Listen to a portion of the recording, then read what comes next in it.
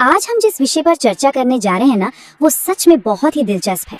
हम बात कर रहे हैं गंगा दशहरा के सांस्कृतिक और पौराणिक महत्व की। ये सिर्फ एक पुरानी कहानी नहीं है, बल्कि आज भी लाखों करोड़ों लोगों की आस्था का बहुत बड़ा केंद्र है।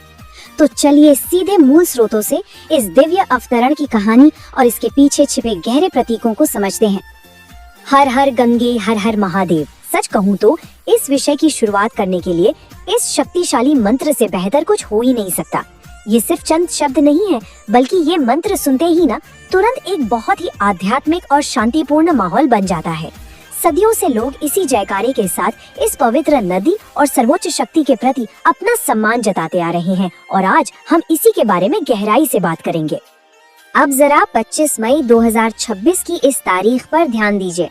ये दिन सोमवार को पड़ रहा है और जैसा कि हम जानते हैं, सोमवार का दिन पारंपरिक रूप से भगवान शिव को समर्पित होता है। तो जब गंगा दशहरा जैसा महापर्व सोमवार को आता है ना, तो ये एक बहुत ही शुभ संयोग बन जाता है। मतलब समय का एक ऐसा अनोखा संगम जहां तिथि और वार दोनों मिलकर इस दिन की अहमियत को कई गुना बढ़ा देते हैं।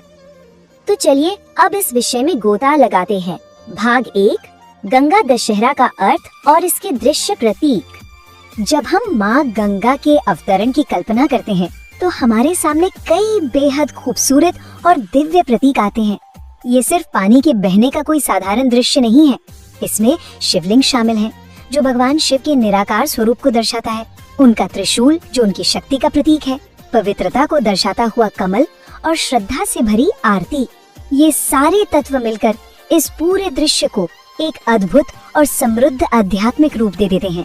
तो आखिर ये गंगा दशहरा है क्या?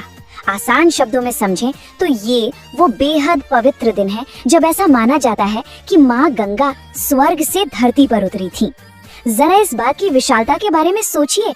एक ऐसी नदी जो देवताओं के लोक में बहती थी, उसका भौतिक रूप में हमारी धरती पर आना, ये कोई छोटी मोटी घटना नहीं है। ये एक ऐसा ब्रह्मांडीय चमत्कार था जिसने धरती के इतिहास और हमारी आध्यात्मिकता को हमेशा के लिए बदल कर रख दिया। अब आते हैं भाग 2 पर, भगवान शिव की महत्वपूर्ण भूमिका। यहीं पर यह स्वर्गीय घटना एक बहुत ही दिलचस्प मोड़ लेती है। तो ये पूरी ब्रह्मांडीय यात्रा आखिर हुई कैसे? ये कोई ऐसा तो था नहीं कि नदी बस सीधी स्वर्ग से नीचे आ गिरी। इसकी शुरुआत हुई राजा भगीरथ की कठोर तपस्या से, जिसके कारण गंगा का स्वर्ग से उतरना तय हुआ।